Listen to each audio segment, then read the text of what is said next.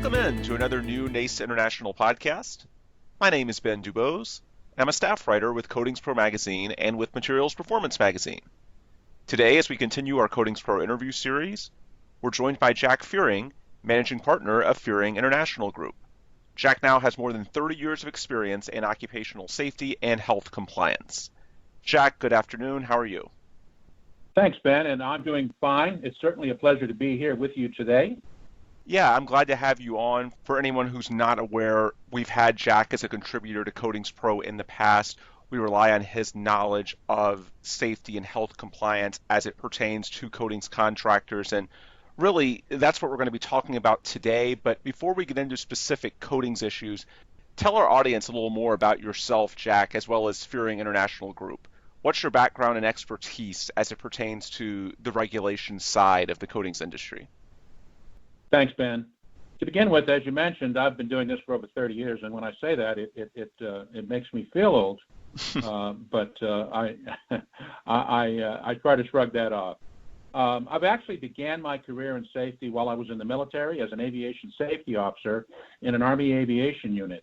That required several months of training, then monitoring both Army regulations on the flight line and applicable OSHA standards in the hangar. When I got off active duty, I pursued a career in occupational and aviation safety after graduate school, and I've worked in various industries over the years, including manufacturing, chemical, pharmaceutical, and the Department of Defense. My responsibilities have also included training, contractor safety and management, audits, and that was both domestic and international. I had the pleasure of traveling quite a bit during my career as a member of corporate America and various management positions.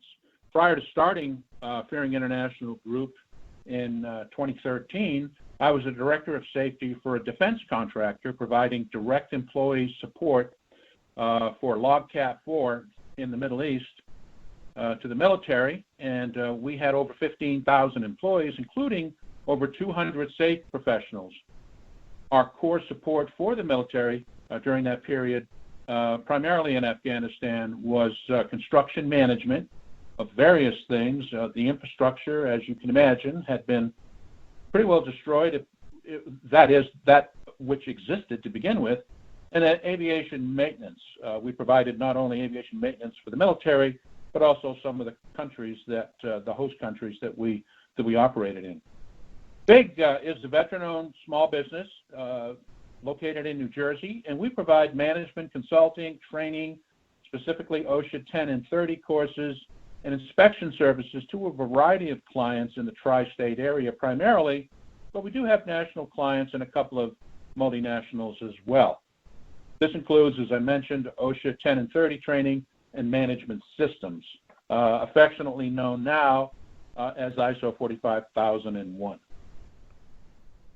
So in this Coatings Pro interview series, what we typically do on these podcasts, we look at some of the big news stories of the day, and we try to break down what they mean for coatings contractors. And within health and safety these days, one obvious storyline is the new beryllium rule from the U.S. Occupational Safety and Health Administration, otherwise known as OSHA, as Jack just referred to, and the most recent rule has taken effect as of September 30th. So Jack, let's start there. What's the new OSHA rule, and what does it mean for coatings contractors? That's a great question and a good place to start. The thing about the beryllium standard that I think is important to note is that OSHA often phases standards in, particularly those that are very rigorous. Mm-hmm. And the reality is that the beryllium standard was a final rule in January of 2017. And at that time, it primarily covered exposure, both an 8-hour exposure to employees who were exposed to beryllium and also short-term exposure. And they had developed guidance on what that should be. And then really the standard also included not only exposure, but what they call ancillary provisions. And those were things like medical surveillance, exposure control, personal protective equipment, HAZCOM, which we all refer to that, hazard communication, chemical safety, and of course record keeping. Record keeping when we're dealing with exposures such as beryllium is very important, and we'll circle back on that a little bit. But they didn't really start enforcing all the provisions, as you just mentioned, until September 30th of this past month. So the standard's been out there in various forms with various types of compliance responsibilities.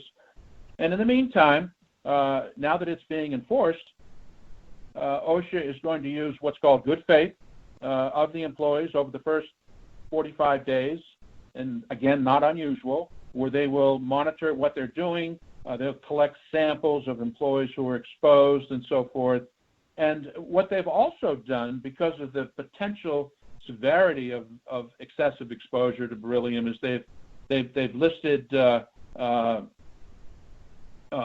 beryllium and as a carcinogen, and that's a very important thing to know because of the exposure.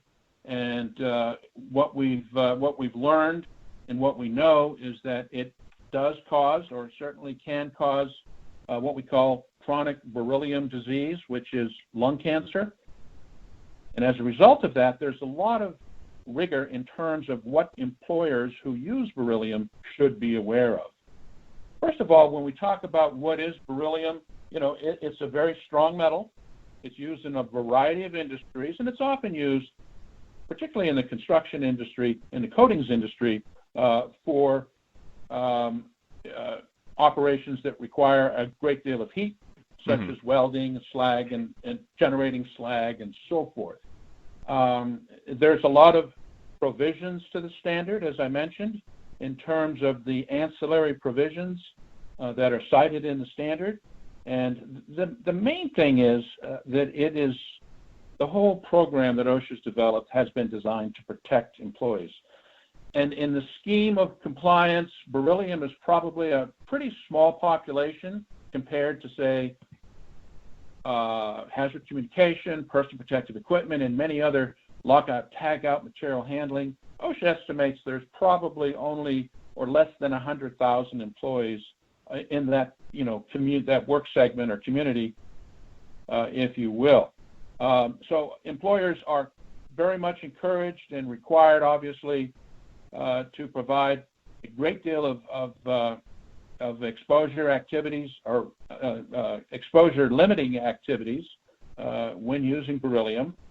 And as a result of that requirement, they are required to have a written exposure control plan, which provides all of the activities that they're doing to control the exposure, including the training. And it also includes, as I mentioned, various medical surveillance. Medical surveillance is a key part of the beryllium standard compliance. And one of the things that I would caution those of you who are using beryllium is the record-keeping requirements. Anytime you're doing medical surveillance on a carcinogen in particular, but any activity that requires it in the standard, the record-keeping requirements are quite onerous. They are a two-part requirement. Number one, for the duration of an employee's career with your company, however long or short that might be, plus 30 years. And 30 years is a long time, and as I mentioned, because beryllium is a known carcinogen, there is a latency activity there, or period, and as a result of that, medical records must be maintained for a very long period of time in order to satisfy that requirement of the standard. Let's switch gears and talk about what's going on with regards to silica, because that's another pretty pertinent issue for coatings contractors. What's the latest on the silica front with OSHA? Well, that's another good question, because that's another hot topic. It is certainly a different breed of cat from beryllium. When we talk about exposure, Ben, typically when we're talking about beryllium and the heat generation of the carcinogen, we're talking about fumes. On the other hand, even though the standard is very much as rigorous, the reality is that we're now talking about inhalation of solids. Silica, or crystalline silica as it's referred to, is found in a variety of construction and coating materials that use sand, stone, bricks, mortar, those kinds of things. And it's very difficult because the respiratory elements of crystalline silica are 100 times smaller than the average grain of sand. So if we put that in perspective, the respiratory requirements are very rigorous in terms of what the employee is supposed to do in order to protect the employees through the use of appropriate personal protective equipment.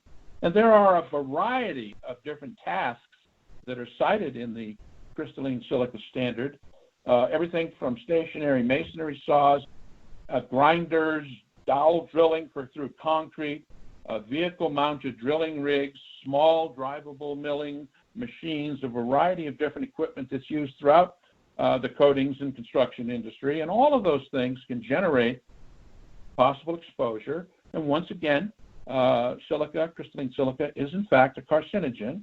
And as a result, it has a lot of very rigorous requirements. And they are cited in the standard. And it's very important to understand that, once again, in order to be in compliance with the standard, employers who generate that sort of hazard for their employees, and it's a much larger population than beryllium, I might add, as you can imagine, must have a written exposure control plan. And one of the unique things about silica that's important, Ben, is you have to have a competent person. A competent person must be designated, and that competent person doesn't necessarily have to be a safety professional, but it has to be somebody who is very familiar with the hazards associated with exposure to silica and what the control measures are, and also has the responsibility to correct hazards or other non-compliance issues as they are identified. So that's a very important person in the compliance program. Once again, because of the dust that's generated, as I mentioned, as a result of the various operations that are used to generate silica airborne and cause the respiratory issues, that housekeeping is a very big issue in the use of silica, particularly when it comes to things like compressed air. We know there are very specific standards on using compressed air, particularly to clean yourself, and OSHA does not allow that when using silica. They do allow you to clean the work surfaces, but not to clean it off yourself because of the potential for contamination and so forth. And then, of course, the medical examination, as I mentioned, because it has the potential for creating lung cancer. You can imagine that X-rays are involved, pulmonary function tests, the usual suspects, if you will. And then, of course, the records, as I mentioned, the retention period is extensive. And then training. OSHA recently has come up with a term called an authorized trainer. And, that's different from a competent person and so forth. But the authorized trainer is not just anybody that a company can select to conduct their training. It's somebody who has, number one, some gravitas or some credentials, perhaps is a better word, to conduct training, number one. And number two, they have the experience necessary. Hence the term and the utilization of what I like to think of as train the trainer. A lot of companies, when they require an authorized trainer, they're selecting competent people, trained and skilled in the materials that they're training, and using them to train versus human resources, the training department, security, or even an outside consultant. So beyond beryllium and silica, because we've got some great input there, I think, what else is going on with OSHA in 2020? I know that there's clearly a lot of other issues that they're considering, certainly in regards to the COVID-19 pandemic and what that means for workers like coatings contractors that physically go out to job sites these days. Can you share some of the updates, Jack, as far as other things beyond silica and beryllium that OSHA's working on right now that may pertain to our contractors? Absolutely. And I would start by saying that that's a very broad question, and I would ask you, Ben, how much more time do we have? And I'm only kidding. But the reality is that since March, when things started to heat up, the economy relatively across the board shut down. A lot of industries were closed. They've certainly been trying to reopen for a variety of reasons and had a lot of challenges. But during that period and ever since up till today, OSHA has issued many interim or temporary standards and they are, again, relying on employers to utilize good faith in terms of how they're trying to comply, particularly where we have a much larger remote workforce now, not so much in the coatings industry perhaps, but certainly across the board we have work at home, which has become very prevalent and very difficult as a result for OSHA to enforce a lot of the standards that are out there. But when we look at standards that they've really started to focus on, obviously OSHA record keeping is one of them. Obviously, prior to March of this year, when it came to recording, reporting, and investigating a COVID-19 case, which, by the way, classified as an illness versus an injury, and certainly we use the same record-keeping forms, but OSHA has been they've actually updated their record-keeping requirements across industry, both general industry and construction, which certainly coatings falls into both of those categories. They've updated their OSHA record-keeping twice, so there's a lot of changes there, and there's a lot of judgment that goes with that in terms of recording. Other changes that have been significant include personal protective equipment. Primarily, when we talk about respirators, there's always a lot of discussion, not only in the industry and with the regulatory agencies, but even on the news, differentiating between face coverings, surgical masks, and respirators. And there is a world of difference between all three of those, to be sure. And as a result of that, OSHA has been very specific in terms of, when a respirator is required, and if it's a negative pressure respirator, if it's using the right filtration system. Needless to say, if I flash back to beryllium and silica for just a moment, needless to say, as I said, you would need a respirator in both cases, but you would need a different filtration system in order to prevent exposure to the employee. Eye and face protection, again, a key component of the social distancing, the right type of eye protection, face protection, as I mentioned. The record keeping, sanitation is another area. One of the things that OSHA has exercised more than normal as a result of what's going on is what they call the general duty clause. And the general duty clause, which is affectionately referred to as 5A1, is activated by OSHA when a specific standard or an element of noncompliance doesn't really have a written requirement. And 5A1 refers to an employer's responsibility to provide a safe and healthy workplace for all of their employees. So that's how that goes, as I said. The other thing that's very important when it comes to OSHA is they've started to collect data and publish data on, what's been going on. And so far, since March, OSHA has issued 28 noncompliance citations to over 30 establishments, totaling penalties of over $500,000. So, and those are very COVID-specific violations that they've identified in both general industry and construction, and a lot of them have to do, as you can imagine, with personal protective equipment. Not all of them. The others, they deal with recording and reporting fatalities related to COVID-19, so the record-keeping activities and so forth, and as I mentioned, the general duty clause. Throughout all that, OSHA has indicated that by their estimation, those activities have protected over 500,000 employees from the various COVID-19 hazards that exist in a typical workplace. So for a contractor that's listened to all of this over the past 20 minutes or so and maybe wants to see some of this in writing, they need some resources, or they've got further questions about compliance, what are some of the places that they can go to? Where are some of the outlets online or elsewhere that have resources that can allow them to get this type of detailed and updated information when they need it? Again, very good question, and I think something that all of our listeners should certainly take note of.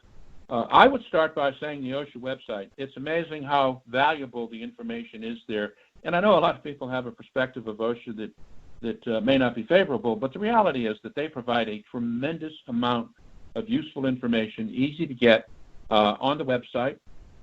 They, for example, for those of you who are interested in a quick and almost daily update.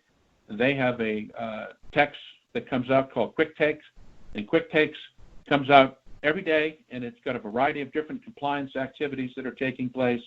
OSHA has certainly gone a long way. They have a great deal of assistance programs, or what they call on-site consultation programs for both small and large construction companies that compete in the coatings industry and so forth.